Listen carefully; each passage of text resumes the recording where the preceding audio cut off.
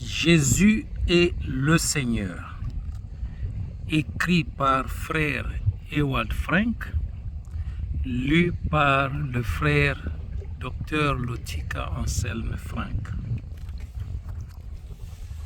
Dans les rassemblements charismatiques tout particulièrement, ainsi que dans les campagnes d'évangélisation où l'on crée une certaine atmosphère, on accentue toujours que Jésus est Seigneur.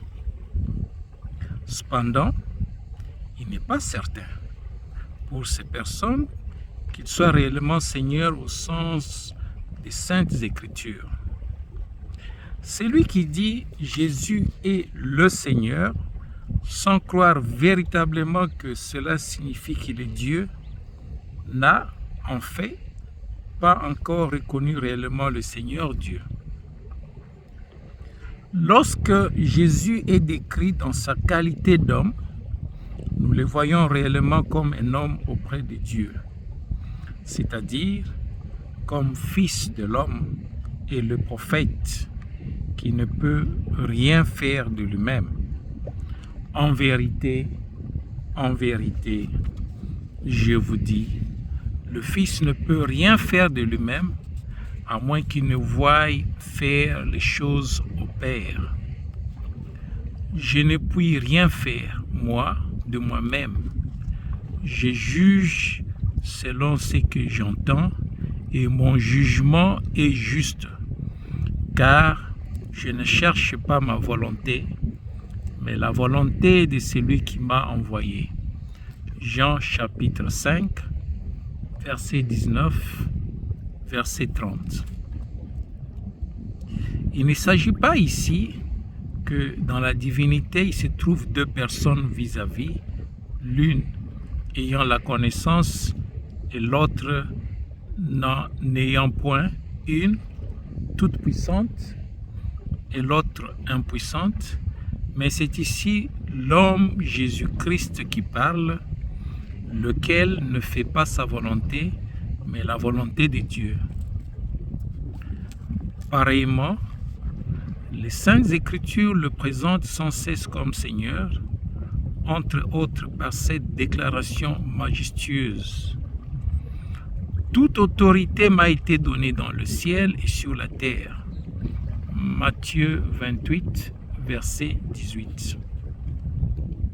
Effectivement, Jésus, dans son humanité, est présenté aux côtés de Dieu comme l'homme,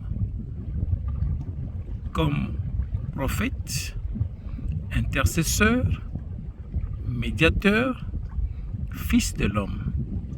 C'est également ainsi qu'Étienne le vit. Mais lui, étant plein de l'Esprit Saint et ayant les yeux attachés sur le ciel, vit la gloire de Dieu et Jésus debout à la droite de Dieu. Et il dit, « Voici, je vois les cieux ouverts et le Fils de l'homme debout à la droite de Dieu. » Actes chapitre 7, verset 55 et verset 56. Étienne vit la gloire surnaturelle de Dieu, la Shekinah. C'est dans cette gloire que le Fils de l'homme reviendra. Or, quand le Fils de l'homme viendra dans sa gloire, et tous les anges avec lui, alors il s'assiera sur le trône de sa gloire. Matthieu chapitre 25, verset 31. Dans cette considération, il s'agit une nouvelle fois de trouver la connaissance exacte et la formulation qui s'y rapporte. Jésus n'est pas seulement un Seigneur, mais il est le Seigneur. Lors de sa naissance, il fut dit au berger, qui est le Christ, le Seigneur. Luc chapitre 2, verset 11. C'est exactement ainsi que l'entend Paul lorsqu'il dit que personne ne peut dire Jésus est le Seigneur si ce n'est par le Saint-Esprit. 1 Corinthiens chapitre 12, verset 3. Il s'agit toujours du même esprit, verset 4, du même Seigneur, verset 5, du même Dieu, et cela jusque dans le dernier livre de la Bible. Saint, Saint, Saint est le Seigneur Dieu, le Tout-Puissant, qui était, qui est et qui vient. Apocalypse chapitre 4, verset 8. Tu es digne, notre Seigneur et notre Dieu, de recevoir la gloire et l'honneur et la puissance. Apocalypse chapitre 4, verset 11. Malgré la diversité des désignations et des formulations qui s'accordent avec le contexte respectif, il est toujours question du même Dieu et Seigneur qui agit. Il eut dans le ciel de grandes voix, disant, « Le royaume du monde de notre Seigneur et de son Christ est venu, et il régnera au siècle des siècles. » Apocalypse chapitre 11, verset 15. Le 12e chapitre de l'Apocalypse parle de Dieu et de son Christ dans le même contexte. Et jouit une grande voix dans le ciel disant, « Maintenant est venu le salut et la puissance et le royaume de notre Dieu et le pouvoir de son Christ. » Apocalypse chapitre 12, verset 10. Finalement, nous apprenons de façon exacte qui est celui qui entre dans son règne. Nous te rendons grâce, Seigneur, Dieu Tout-Puissant, celui qui est et qui était, de ce que tu as pris ta grande puissance et de ce que tu es entré dans ton royaume. Apocalypse chapitre 11, verset 17. Debout sur la mer de cristal, la troupe des vainqueurs entend le cantique de l'agneau par ses paroles. Grandes et merveilleuses sont tes œuvres, Seigneur, Dieu Tout-Puissant. Justes et véritables sont tes voies, ô Roi des nations. Apocalypse chapitre 15, verset 3. Au chapitre 16, une voix sort de l'autel disant, « Oui, Seigneur, Dieu Tout-Puissant, véritable et juste sont tes jugements. » Verset 7. Pour l'entendement humain, c'est le plus grand de tous les mystères et il est tout simplement insaisissable.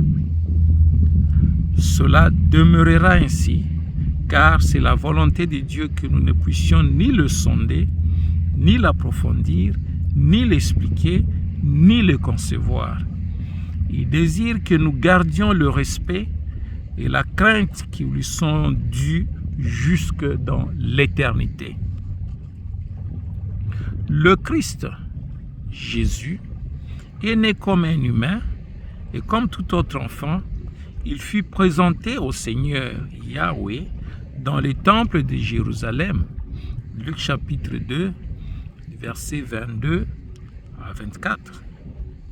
Siméon le prit dans ses bras et bénit Dieu et dit, « Maintenant, Seigneur, tu laisses aller ton esclave en paix selon ta parole. » Luc chapitre 2, verset 28, verset 29.